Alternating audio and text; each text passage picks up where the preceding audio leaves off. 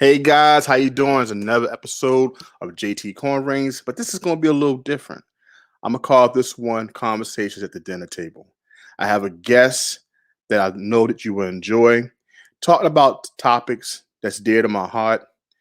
I've stumbled across his channel while watching YouTube, and I loved every minute of it. It's an opportunity to talk about so many subjects that's going on in the world, and I wanted to put something together so you can be introduced to him as well. All right, guys. So on this note, we will introduce you to Rodrigo Belone. You just trying to grind it out and handle all your business. Working trying to get it, still you stuck behind them dishes. What happens when your efforts don't line up beside your wishes? Welcome back to American Meat. Now, in this episode, we're going to talk about gold, oil, about digital currencies, about how the U.S. is moving closer and closer to World War III, uranium, crypto, and then talk about central bank digital currencies, about the housing crisis. Talk about some of the shady shit that American politicians do. So my boy JT Coin Rings. You just trying to grind it out and handle all your business. Working trying to get it, still you stuck behind them dishes. What happens when your efforts don't line up with shit? Guys, here you go. Rodrigo. JT. I need to be the hype man everywhere I go. Oh man, what's going on, man? It's a pleasure to have you on, Conversations at the Dinner Table. This is my first episode of this on my channel. I think about putting it somewhere else, but I said the best guest I can think of would be you because of the wide range that you share on your channel. I appreciate that. I mean, when I think about different concepts, I usually have people in mind when I'm thinking about the concept. So for you to think about me to do this first, that's just amazing. I appreciate that, man. Yeah, no problem whatsoever, man. So I like to get right into it, guys. This is Conversations at the Dinner Table, talking about topics that's near and dear to our hearts. The Coup is created by Rodrigo Belone, but one thing I wanted to talk about with this, what kind of conversations did you have around your dinner table? I mean, we talk boxing and MMA at my dinner table. Okay. That's first and foremost. That's even if we even sit at the dinner table. Mm-hmm. I mean, growing up, me and my family, we really didn't eat at the dinner table. Only time we came together was like Christmas, Thanksgiving, and when we did, it was sports. Our family's big into boxing, MMA, so that's what we talked about. But I don't want to take anything away from my parents, though. I learned a lot from them, especially when it comes to just living in life and taking your life to the next level. Probably the most impactful thing in my life is, my mom. I know a lot of people say their mom, but, I look at my mom as a superhero. She was a woman. She was a social worker up until she was like in her mid 30s or early 30s. And then she decided that, that wasn't going to get her to her end goals. So she ended up going back to school, got her law degree, became a lawyer. Within like 2 years, she was working for herself. She took us from middle class to the upper middle class, right? So for me, that was probably the biggest impact in my house.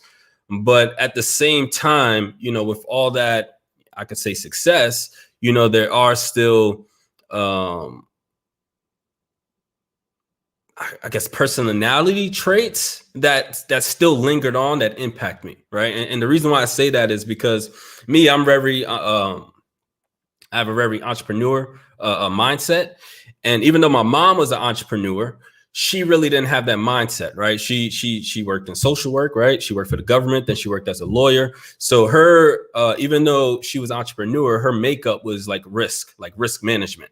It's the best way to say it. So like whenever, a topic of business comes up, even now, right? I'm a grown ass man, but if I tell my mom about a business venture, the first thing that she's going to talk about is all the pitfalls, right? So that was one of the key things, I guess one of the key reasons why we didn't even talk business at the table, because myself, my brother, we already knew if we brought a topic up that was anything risky, we were going to get that risk management mind frame towards it, and we didn't want that to cloud our vision as we were trying to move forward.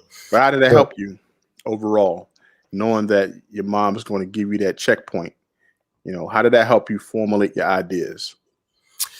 it makes sure your ideas are bulletproof because you want to make sure you have all those check boxes taken care of before you even bring it to her. So I kind of have that mindset going into everybody, right? Before I put a project out to everyone, I want to make sure I'm thinking about what are the questions people are going to ask to try to poke holes in my theory or try to poke holes in whatever I'm trying to say. So for me, I always have that in mind whenever I do a video, whenever I have a project, I'm putting something out. I'm always thinking about the questions that people are going to ask that are going to try to discredit me. So I already have those answers ready before I even start. That's a good point. Good point. And I like that. And that's a wonderful story about your mom, taking that leap, going back to school, becoming a lawyer, changing your life.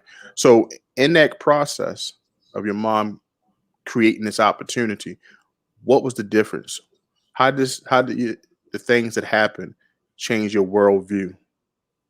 Well, that actually started, I would say, maybe a year or two prior. So I was born in New York, and when I was about 10 years old, I moved to South Florida. So that in itself was a big change. And my mom was already making that switch in her head as you were moving south.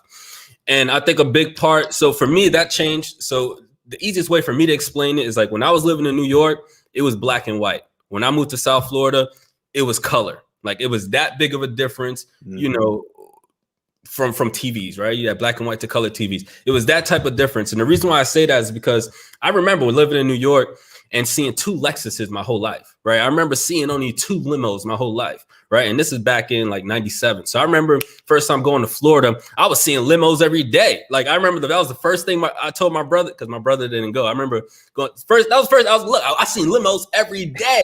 I stopped counting. I couldn't see it. There was so much wealth. There was so much energy.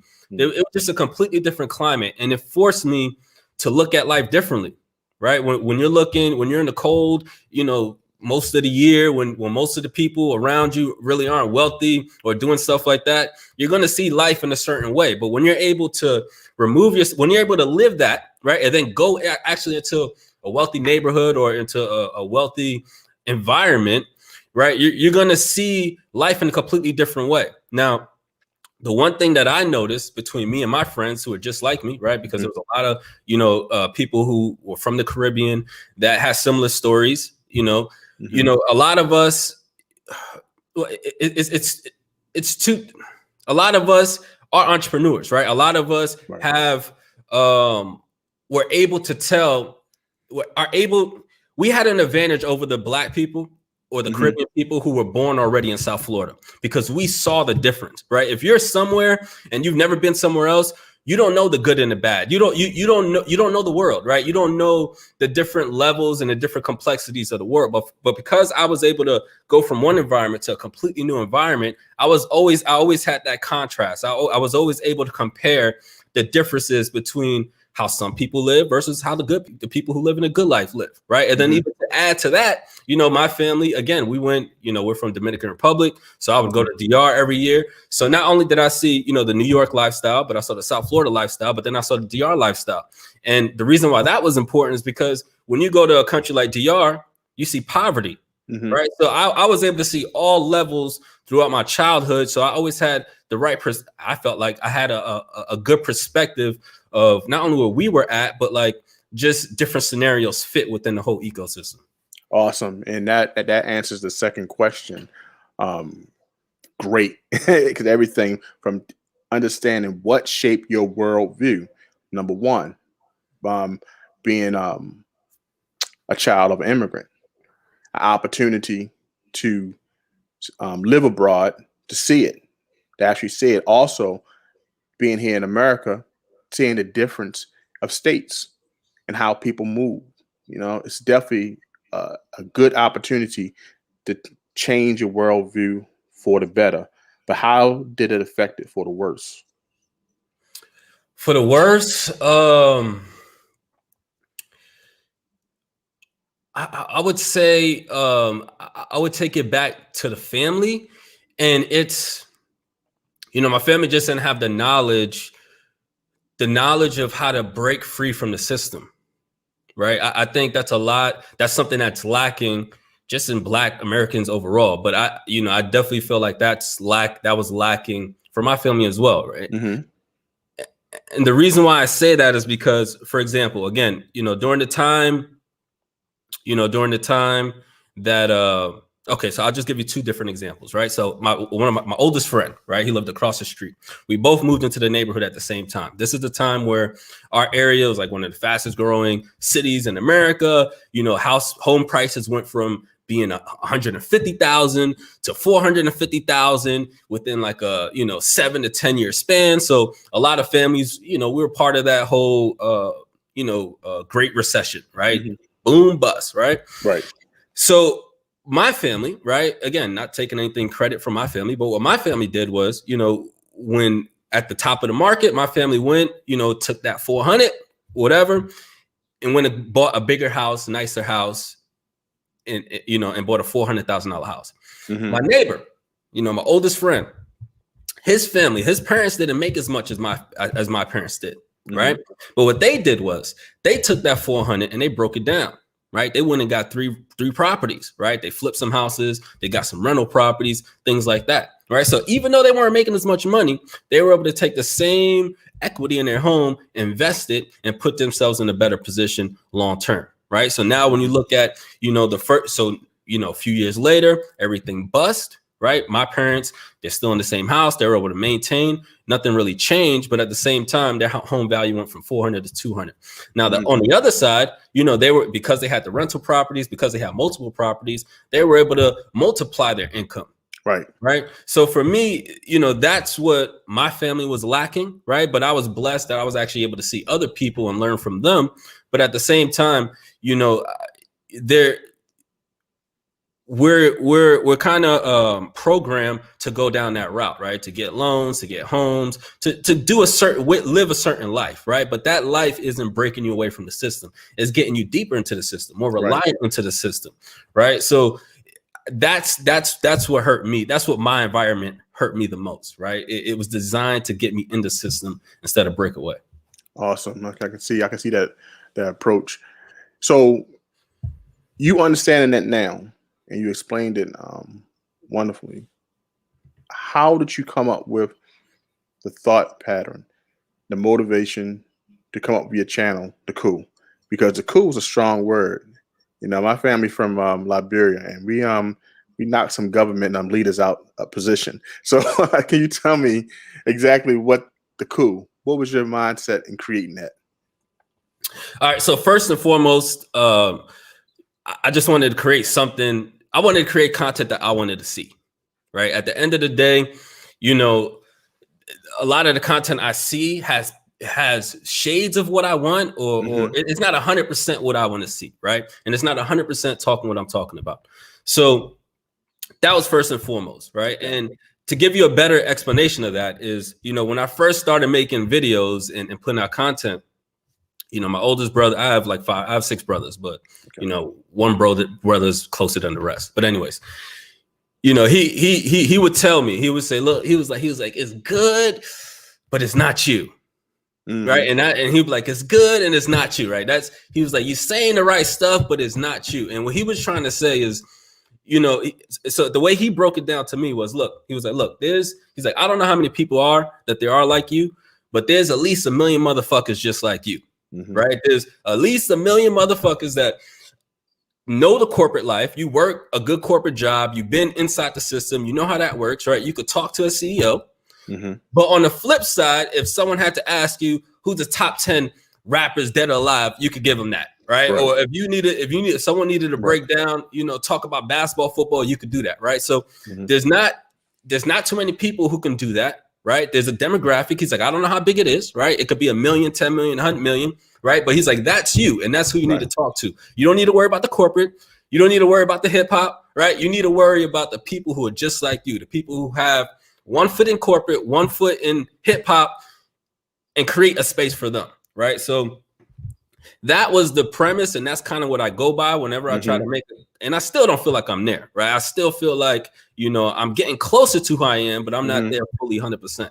Now, when it came to the Coup, the way the reason why I came up with the name, right? Because for those of you who don't know, Coup, typically when you hear Coup, it's like, to your point, it's when you're overtaking the government. It's an unforeseen act that allows you to take over, right? That's what it is. So in my mind, my approach is always that way, right? I like to give you a little head fake here, get your attention here, then hit you with something else, right? So one, that's my approach.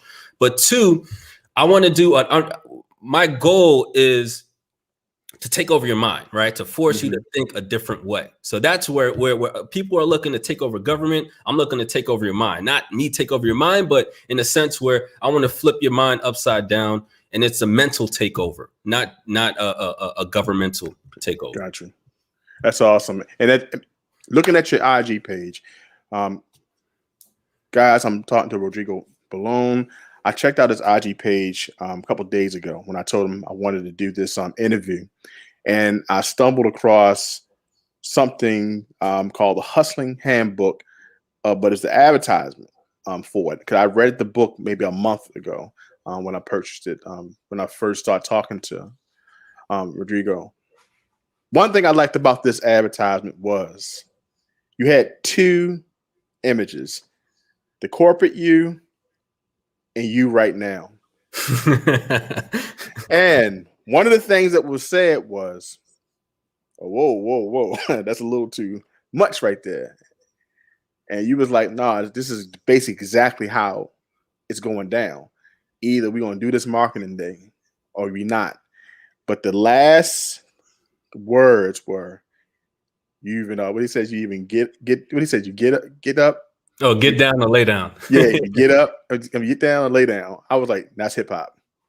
That's hip hop. So when you was explaining that, that's that edge that you was talking about, because that's going to speak to a certain people.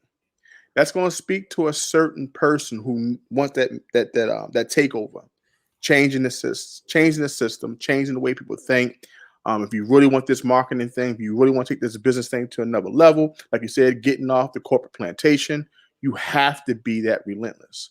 So I think that was a perfect marriage, because that corporate side wants to stay politically correct. And this side over here, which you displayed beautifully, was like, hey, man, we want to do this.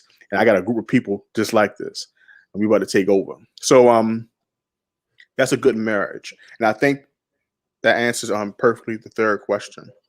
I want to talk about the fall of the empire, which is the Hustling Handbook. How did you come up with that concept? Yeah. So for those of you guys, because I'm pretty sure 99% of y'all watching this never seen the Hustling Handbook or anything like that. So the Hustling Handbook is a magazine that I created a couple months ago. And what's crazy is, when I first made it, I wasn't thinking about making a magazine, right? I just had an idea I wanted to get certain content out. And I was trying to think of like a better way to put out my content, pretty much, right? So for those of you, again, most of you guys not on my channel, right? So I put out documentaries, I put out videos talking about current events, I have a podcast, right? So I have different types of content that I put out. And when I came up with the concept, it started out just as a video, right? First it started out as a video, then it started out as a documentary, and then it turned into a documentary. Would have been, there still would have been pieces left out, right? So that's how it kind of evolved into a magazine. And then as I realized, like, okay, I'm gonna make it into a magazine, I stumbled across a platform that allows me to make digital magazines. And what makes it different being digital is that, one, you're able to, get it on your phone, but two, you're able to actually add videos to it as well. So when I discovered that, I was like, this is what I've been missing, right? Because I needed a platform. I needed something that I could get my whole vision out at once, right? So the one you're talking about, The Fall of an Empire, that one, I think it was the second magazine, the second issue that we did. And that one, the reason why I like that one so much is because it breaks down the fall of an empire, which I'll get into a little bit later, but it breaks down the fall of an empire. I'm able to put videos to further explain different points throughout the magazine, but also I was able to create a short documentary leading up to the actual magazine, right? So I was able to display my whole vision, but all of my talents all at once, right? Instead of just giving people words on the paper, I gave you first a documentary that you could read, so to kind of get your mind going to where the magazine's going to take you. And then by the time you get to the magazine, you already have a rough idea what's going to be about, right? Because if you just bring up the topic fall of an empire and what's going on with America right now, you know, most people, it's going to go over a lot of people's heads, right? So what I had to do was give people an idea that one, what we're going through, but two, it's happened before, right? There's been plenty of empires that have gone through the same thing. So that's, you know, I needed to get that point across before I could go into what's actually truly going on with America, right? Now, the topic, the fall of an empire, is what America's going through right now, right? There's a lot of confusion. There's a lot of different opinions of what's going on with the economy. Mm-hmm. But if you just look at America, but if you just look back in history and look at what happened to previous empires before us, whether it was Egypt, whether it was Rome, whether it was anywhere, China, India, if you just look at any empire, they've all gone through the same things that we're going through right now. And you could, and when you see that, you know, it makes things a lot more clear of what's actually going on here in America, right? Everything makes a lot more sense while they're printing money, right? Because if you see, okay, how come they're printing all this money? Then you look back that they were doing the same thing 1,000 years ago when Rome was going through the same thing. Then it all starts to make sense. So that's the premise. I don't know how deep you want to actually get into this topic, but I'll stop there. Okay, but definitely, man. I appreciate that because I got a lot from the Hustling Handbook. I love the way you presented it. I also like the fact that you had the video clips, very descriptive. It was a good break in between to get you ready for the next part of the publication. And I'm looking that you do this every month. Yep. Okay, so what publication will you be on now? So I haven't told anybody this, but I'll tell you, I'm actually going to drop it next week. I'm going to drop, it's going to be called New Money. Okay. But it's actually going to be, it's a New Money, the guide to CBDCs. So CBDCs are central bank digital currencies. So the reason why I wanted to do this was because one, it's going to impact everybody, right? We're all getting new money. We're all going to have a new monetary system that we're talking about everyone across the world. So we all need to understand the pros and cons to that. So I'm going to pretty much break that down as simple as possible. But also in addition to that, I felt like I needed to separate it from just the whole crypto conversation as a whole, right? Because we all use the word crypto to describe digital money, digital assets, all these different things, but it's much deeper than that, right? You have Bitcoin, you have stable coins, you have DeFi, you have CBDCs. You have a whole bunch of different, and they all are different in their own way, and they're all going to impact the economy in different ways, right? So what I wanted to do was one, separate CBDCs from the rest, but two, focus on this because this is what the government's going to use. This is the government. This is what they're going to use to impose their will on us, right? So yeah, that's the topic, and I can't wait to get that out. All right. So when should we expect that? I should have it out by next Friday. Awesome. I definitely please send me a little video clip so I can share it on live streams and videos about that and that concept. I think it's a good concept to do it monthly, keeps people pretty engaged, and I want my copy. So checking out your page, the Coup. I ran across a familiar term that I like. One of my favorite rap groups, the Wu-Tang Clan. But you have a different meaning for cream. Break that down for the audience. Yeah, so I did a video called Cream, but it was commodities rule everything around me. And that's because, again, you know, people just are not understanding what's going on, right? People are looking how prices going up, and they're trying to say, oh, you know, is it this? Is it that? Is it this? And I just think people need to get more grounded. People need to take it back to the basics, right? Commodities are things that we use to build other things, right? Commodities are things that we need. Commodities are things that all of us need to exist and thrive, right? So it starts with food, water, grains, corn, right? Like rice, those are commodities. But also you have commodities that are metals as well, right? So you got gold, silver, nickel, zinc, uranium. You got all these different commodities as well. And when the prices of commodities go up, the price of everything goes up, right? Because if you have for example, let's say the price of silver goes up. Silver's in everything. It's in all your electronics. So if silver goes up, guess what? The cost to make your electronics, your phone, your laptop, your TV, that's going to go up, right? But also, if you have oil prices that are going up as well, that's a commodity, right? It's going to take more money to get those products from China over to the US, right? So not only is it more to buy the commodities, but it's more to make the products, and it's more to transport it over to you, right? So again, that's why for me, I felt like I had to bring it back to the foundation, back to the basics, right? You can't be looking at the problem. You got to look at the root of the problem, and the root of all our problems right now. Well, one is, the debasement of money, but two, when you're talking about inflation and prices going up and stuff like that, it's all revolving around commodities. If you understand that commodities are going up, it's very easy to understand why everything else is going up as well. Awesome explanation. Now, would be remiss if I didn't mention this or say anything about precious metals. We talked about this in the interview that we did together. Do you collect, or do you store some of your wealth in precious metals? Yeah, I store most of my wealth in precious metals. We talked about it before, but it's a complete shift, right? So the easiest way to explain is I don't save dollars, I save precious metals. That's the easiest way to explain it, right? So where somebody will say, "Oh, I'm gonna put $1,000 a month in my savings," no, I take that 1,000. I get some silver quarters. I get silver, gold, or platinum, right? It's just as simple as that. So again, where some people say, "Oh, I got $50,000," I'm saying, "Nah, I got whatever. I got a couple thousand coins," right? So gotcha. Yeah, awesome, man. I'm the same way. I told you before, saving precious metals has definitely been better for me than saving cash or saving fiat. So that's definitely, some of the things I picked up from your channel. Definitely love the fact you got the magazine. But in this show, I also wanted to create what they call a case study based off the guests. All the information that you share, I think this would be perfect to expound on, to talk about in this discussion.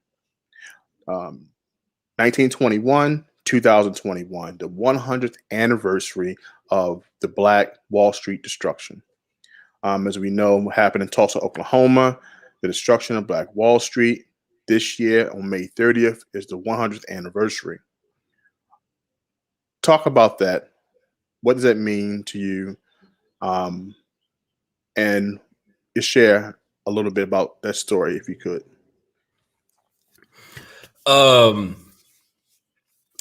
What it means to me when I think about that, and I think about Black Wall Street a lot, because to me that's like that's an example of several things, right? One, it's an example of Black people don't need nobody to be successful, right? All the complaining that we doing is unnecessary, right? Because that's an example. For the people who don't, you got Black Wall Street was just as successful as Wall Street in New York, right? Talking about time in the 1920s. So if they were able to do that 100 years ago, how come we're not able to do it now, right? How come it's been 100 years and we don't have another Black Wall Street? How come we don't got 2 or 3? Like, I don't care if they burn that one down. How come we don't have another one, right? So when I think about it, that's kind of when I think about. But then as you kind of evaluate and see what's happened since then, it starts to make a little bit more sense. And that goes into, pretty much, I don't want to call it systematic.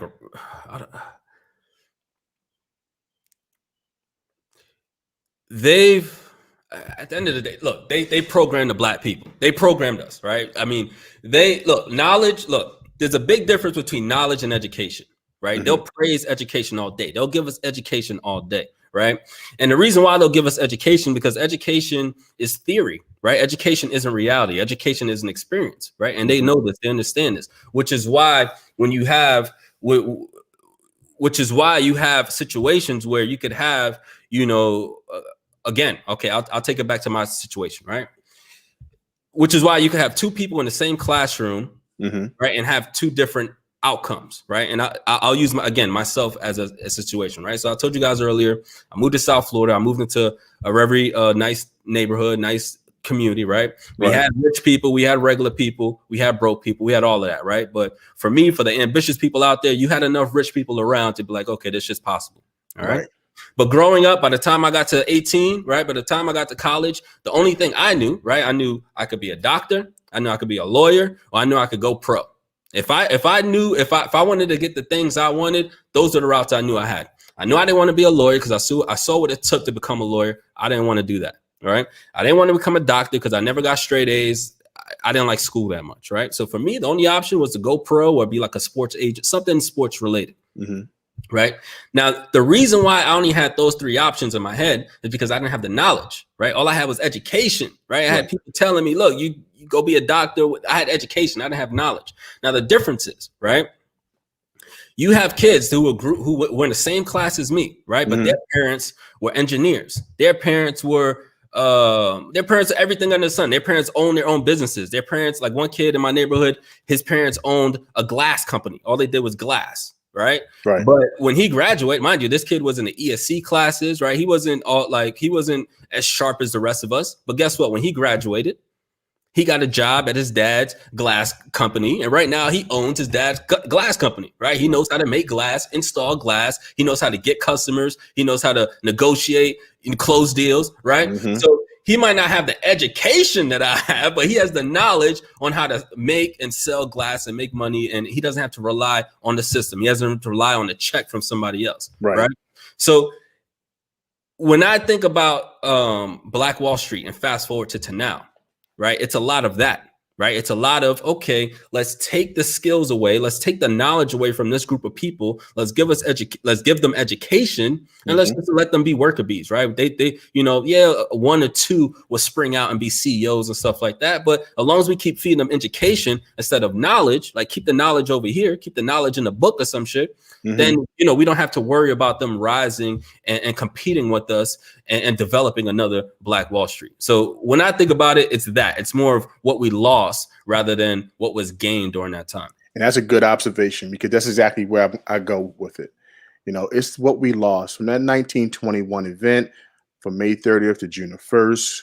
We had a place, and this also was replicated in different locations across the United States. We had it in Florida. We had it in North Carolina. Matter of fact, a couple of years prior to Black Wall Street destruction, we had it in North Carolina. Same thing. 61 deaths based off a very affluent Black neighborhood was destroyed. We can go into the details on why, but that's not the most important thing right now. The most important thing is the lesson learned. From 1921, the president at the time was Warren G., the first regulator. That's it. It's the Warren G. He visited one of the first HBCUs at the time, which was Lincoln University up here in Pennsylvania, not that far from where I live in Maryland.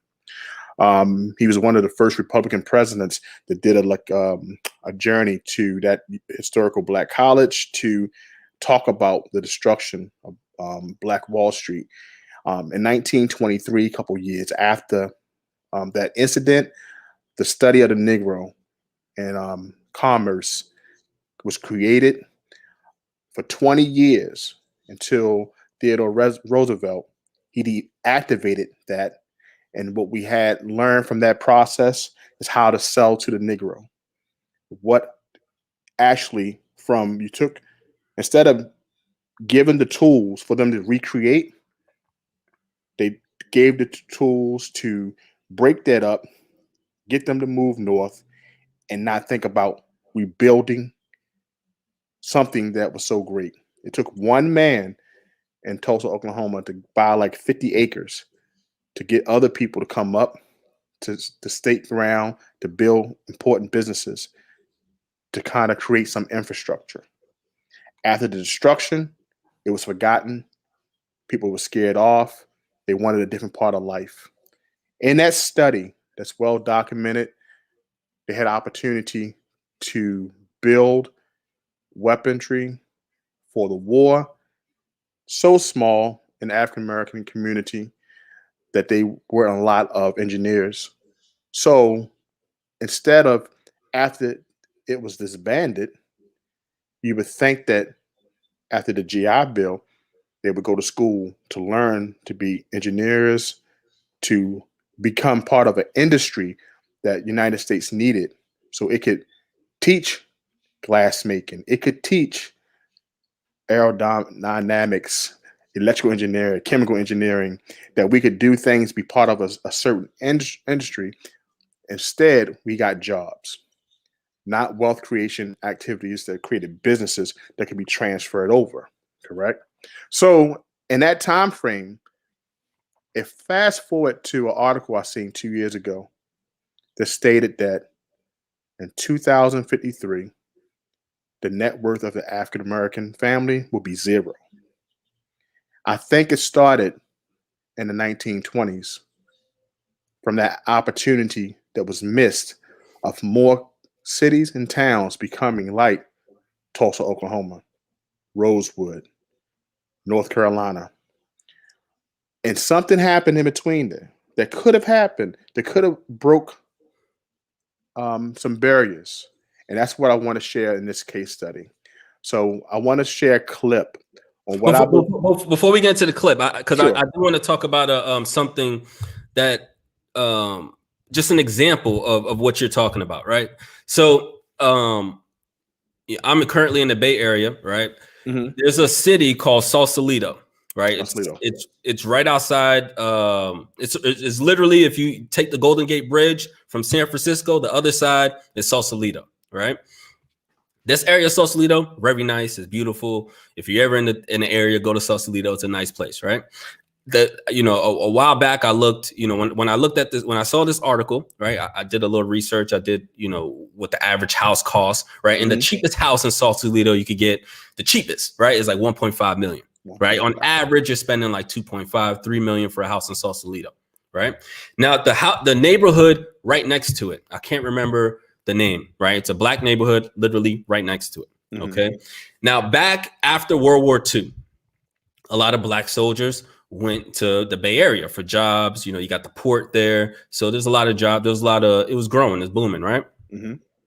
Now, the difference between the black veterans versus the white veterans, where the white veterans were able to get a house versus the black veterans weren't able to get a house, right? They would get denied mortgages. Right? Seems simple. Just one thing, right? Mortgages. All right. Now, if you look at the two areas, literally cities that are right next to each other, right? You got one city that's how the average, the cheapest houses are going for 2 million, right? 1.5, 2 million. You go to the next city over, they got projects, right? They don't got no 2 million, $3 million. They got projects. That's right? And they were talking about how this one project had like 700 people. Right. But let's just use a little simple example so people can get a better understanding. Let's use 100 people. Right. Let's say 100 of those black families back in the 50s were able to buy a home. Right. Instead of going to the projects. Well, the average home back then was like less than $10,000. That's right. Right. So imagine if 100 of those families bought homes, sat on the homes, let them appreciate to now, and now they're worth, $2 million. Well, those 100 families would have accumulated just in real estate wealth over $200 million. Wow. Right? That's $200 million that they weren't able to capitalize on. Now, think about the other people, the people in Sausalito who were able to benefit with that. Well, they were able to send their kids to college, pay their kids to college, get them cars. They were able to take that and money invest. They were able to take that money and, get a business. They actually had wealth that they were able to draw from and use in order to prosper. Meanwhile, literally the people in literally less than a mile away, right? They didn't have that same opportunity. So it's those type of things, right? Like I said, when you look back to 1920, there's a lot of events, but it all goes down to really the opportunities and the structure of how things were laid out, right? All you needed to do was make one move, not let these group of people get mortgages, and you just fucked up 2-3 generations of that whole community. So yeah. Great point. And that's definitely the way I want to go. Because when you look at it, and I'll just say this, what could have been if a family of 5, 3 kids could all went to school by taking the equity out of home that was once $10,000 that is now worth 1.5. You have 3 lawyers or 2 lawyers and a doctor. And that would be this generation. I'm 46. My 2 kids could now be in a better position because of the high income and opportunity of this house that may have been passed on to me that's now worth anywhere from $1.5 million to $2 million, depending on the neighborhood. It's a great book called The Color of Law, and also The Color of Money, that explains those redlining and the biases when it came to housing and segregation and banks. But I want to share this clip so we can continue with the case study. But thank you so much for that explanation. Grandfather, a veteran of Patton's Army, got the chance to go to college on the GI Bill. My grandmother, who worked on a bomber assembly line, was part of a workforce that turned out the best products on earth. The two of them shared the optimism of a nation that had triumphed over a depression and fascism. They understood they were part of something larger. They were contributing to a story of success that every American had a chance to share. The basic American promise that if you worked hard, you could do well enough to raise a family, own a home, send your kids to college, and put a little away for retirement. In 1944, to create resources for World War II veterans after they fought for this country, then President Franklin Roosevelt signed into law the Servicemen Readjustment Act of 1944, better known as the GI Bill. The law was designed to provide benefits for veterans that included college tuition, low-cost home loans, and unemployment insurance. The bill was supposed to benefit all veterans, but it quickly became obvious that the bill was structured in a way to systematically shut out the more than 2 million black veterans that willing or unwillingly participated in the war. Once the bill started, black veterans had trouble accessing the benefits because of the systematic racism written into the bill and the overall unsettling atmosphere Jim Crow provided. Whether it was home loans or education, black veterans were shut out of these programs. As an example, in 1947, only 2 of the more than 3,200 VA guaranteed loans in 13 Mississippi cities went to black veterans. In New York and New Jersey, as an example, fewer than 100 of the 67,000 mortgages insured by the GI Bill went to non-white veterans. The Servicemen's Readjustment Act of 1944 was one of America's greatest political triumphs in the post-war era. Nearly 8 million Americans would benefit from the GI Bill and revitalize the American educational and economic landscape in the process.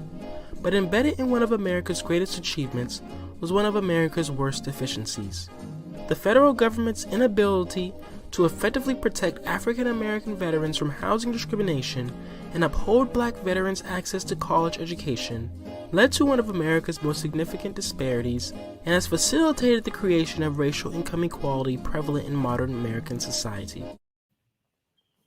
And there you go. This is exactly what you was discussing earlier before we started the clip on how that opportunity that could have been created could have helped so many generations afterwards. So from Black Wall Street, it being the anniversary here, May 30th to June the 1st, 1921 to 2021, just to be in a state of remembrance of what could have been. But I trust it based off information that we see that we can still do things individually to make our families, to do better for our families, to do better about situations. But we do have to understand and point out that there was this discrepancies inside laws that kept people from moving forward. Because there's a lot of situations of people to say that I don't understand why people never had the opportunity to be like me or live like me. And I think that if you examine history close enough, you'll see those discrepancies. What do you say about that, Rodrigo? Yeah, the discrepancies are always, I mean, every time government steps in, they make things worse, right? Every time I see a government bill or something, it's a way of them to rob us, right? They make it seem like they're doing us a favor, but they're not.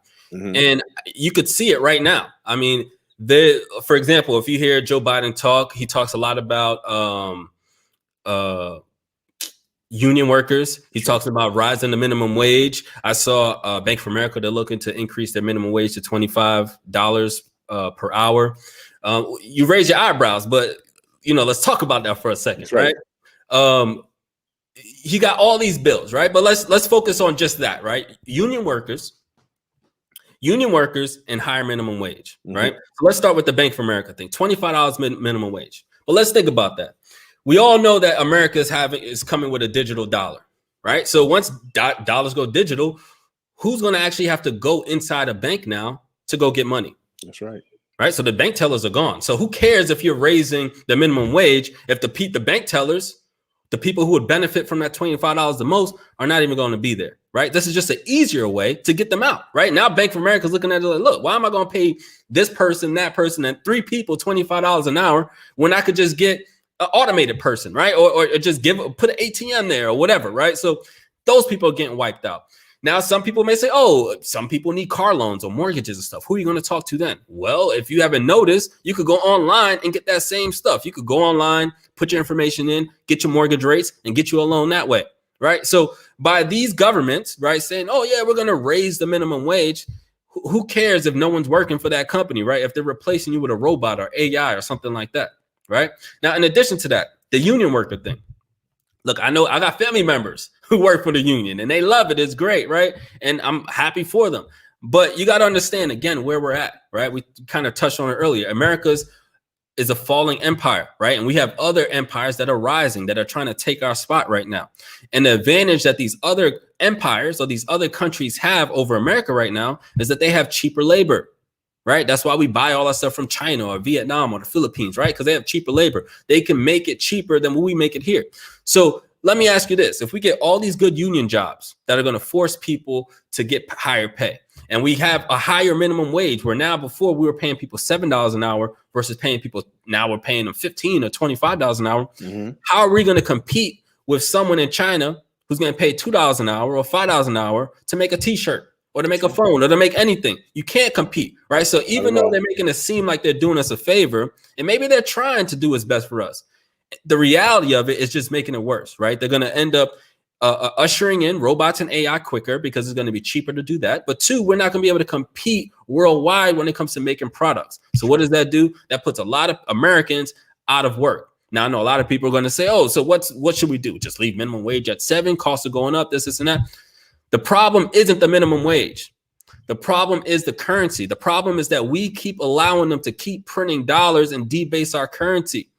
Right. That's the problem, because if they weren't doing that, if they weren't debasing, if they weren't doing stimulus checks, right, and they just let the economy collapse, we would go into a stage of deflation. What is deflation? Deflation is when prices go down, right? Instead of housing going up 20% this year, it would have went down 20-30% this year. Instead of stocks going up doubling in price this year, guess what? Stocks would have went down. Everything would have went down. The cost would have went down, right? So it doesn't matter about how much money you make. It matters is the cost of your goods going up or down, right? And we've been in a state here in America where the past 100 years, everything's been going up, right? But if you look at the 100 years prior, right, prior to the Federal Reserve, right, everything was going down. So I don't know about you guys, but I'd much rather live in an economy that everything's going down versus going up, because it doesn't matter what you're making. If everything's going down, you're getting richer, you're getting wealthier year after year, right? So for me, that's the problem. But then back to the original question, government, right? Whenever government comes in, all they're doing is fucking shit up and robbing people from their wealth. There you go. There you go. I mean, it's a perfect point, because you have to look at it that way to realize college would not cost as much as it did or do if they didn't have federal funds to get people to go to school. This free money gives us the ability to college to say, you know what, we can raise the price because there's money for us to exist, for them to come. Now, I paid $9,000 a year at Coppin State University. Put my daughter in college, it's a state like $27,000 to $30,000 just for the same state university now, because college says it's going to get paid regardless, because the money just being throwing out there. So like you said, if when government's in place and not relying on the families to come up with that money, because I'll tell her to go to the library. I'll tell her to be a very studious person online if it wasn't for funding, or paying it out of cash. But the thing is this: like you said, every time government put their hand in something, they fuck it up. So what can we do? So based off the Hustling Handbook, we talked about Wall Street, Black Wall Street. We talked about where we see people based off this government program that was supposed to be for both Black and white veterans to create a better life for themselves. We are where we are right now. What can we do? We'll cream. We explain the commodities. You explain stocks and homes. What can we do today to fix the situation? I mean, you really have to detach from the system. I think the first step for anybody, right? It doesn't matter what race you are, what color you are, is to detach for everybody is one, detach from the system. But the easiest way to do that is what we talked about earlier: buy silver and gold, right? Because that is the root problem to everything, right? Them printing more money, right? Mm-hmm. Again, I mean, you brought up the education thing, but again, another example that we could easily compare is just housing, right? That's right. If you go back 100 years ago, the cost of a house was $3,000, right? Now it's $300,000. Now, if you think about it, building a house over the last 100 years has gotten, more efficient, right? I would think that we got better. I would think that we got better tools to build a house. But why is it more money, right? It's not more money. Well, it's more currency units, right? But the amount of money, right? The actual value of money hasn't changed. The only thing that's changed are the amount of dollars that you need, right? And the reason why I say that is because if you match it up to gold, for example, right? You probably need the same amount of gold coins to buy that house, right? Whether it's 3,000 back then or 300,000 now, you could probably use the same amount of gold coins. But when it comes to dollars, you need a lot more dollars, right? So the first step for anybody is to get out of the system. How do you get out the system? You become your own bank. You get your own money, right? You get you some silver and gold. Do what they did 100 years ago, 1,000 years ago, 5,000 years ago, right? So that's the first thing. Two, first, you got to get your money out the system. But two, you got to get your mind out the system, right? Mm-hmm. Too many people are looking for the government to help us out. Too many people are looking for the government for answers. We have to tear down the government. And this is the best time to do it. We need to tear down the government and rebuild a new one, right? That's the whole point of having a democracy. That's the whole point of having a government that's led by the people, right? The people get to choose what's going on. And right now is literally the perfect time because we know everything is crashing, right? We know this whole system's fucked up. We know that they're trying to transition into a new money. So this is the time that we all, right? Black, white, Spanish, we all should be putting pressure on government to restructure the system the way we want it. Because right now they're restructuring it, but they're restructuring it for the way they want it. Right. So, I mean, it's the hardest things, but the first thing is to get your money out the system. The second thing is to get your mind out the system. And then the third thing is actually to come together and formulate ideas on how to, one, get the government to do what you want, or two, just create your own government within this system, right? Mm-hmm. One, it can be done. Right. But two, there's no reason that, for example, Black communities should be relying on the government to educate their kids.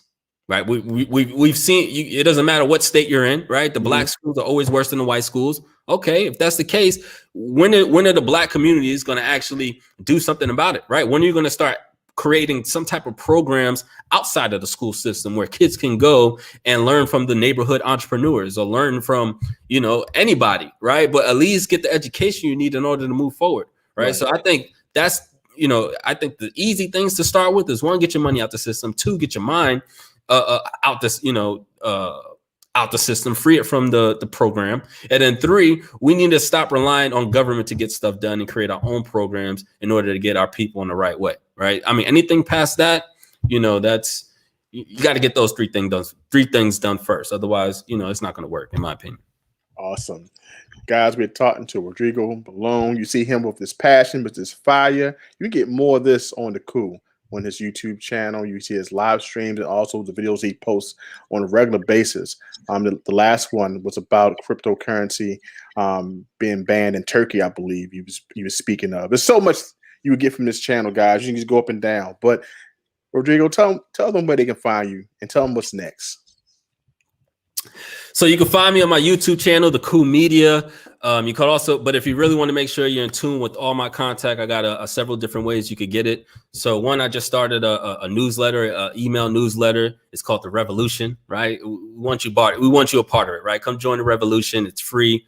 You can get, you can make sure you're in tune with everything that's going on with the channel. Also, you get, access to like discounts to our products and stuff like that. We also have an app, the Coup. You can find it on Android, Apple. That's where you get all of our content. You don't have to go on YouTube. Just pop on the app. You could search through it. It's a lot easier to see our content. We got, we cover, we got a section that's called American Me, where we cover all the pretty much current events. We have documentaries on there, podcasts. And you also have access to our magazine, The Hustling Handbook, on there as well. The app is free. The Hustling Handbook, that's not free, but those are for the people who are looking to actually take action, right? If you're out there investing, if you're out there looking to make a buck or get a better if you're out there looking to make some money, you need the Hustling Handbook, right? It's going to break down what's going on in the economy and how to capitalize on what's going on, right? Now, what's next? I already told you. We have the next issue of the Hustling Handbook is going to be New Money. It should be dropping next week, Friday. I don't know when you're going to release this, but it should be dropping, I guess, Memorial Weekend.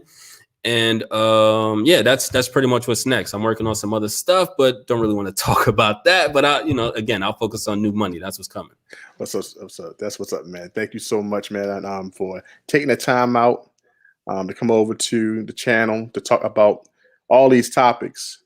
Man, you broke it down just like I know you would. So I really appreciate that. Guys, you can find me here at JT Cornring's channel. I'll let you know when the new stuff is coming on the new channel, which is not yet created. But like I said, this is one of the first things that I want to put out on the channel. Thank you so much, man, for taking the time out of your busy schedule to come by. And I hope this won't be the last time that we can work together and talk about some topics. But I definitely appreciate you taking the time out to be on, Rodrigo. I appreciate you asking me to come on. And we definitely got to talk about more stuff. We talk about a lot of similar stuff, but a lot of the topics we talked about today, we get a lot deeper into. So, I would love to hop back on and, chop it up with you. All right. Don't go nowhere, but I'm going to end the show. Guys, Rodrigo, check out the Coup Media on YouTube, also on IG. Guys, thank you for another episode, JT Corn Rings, where I talk corn rings and all things precious metals. Added this episode called Conversation at the Dinner Table. Even though there's no dinner table around, this conversation still was hot. I appreciate it. Take care, and I'll talk to you guys later.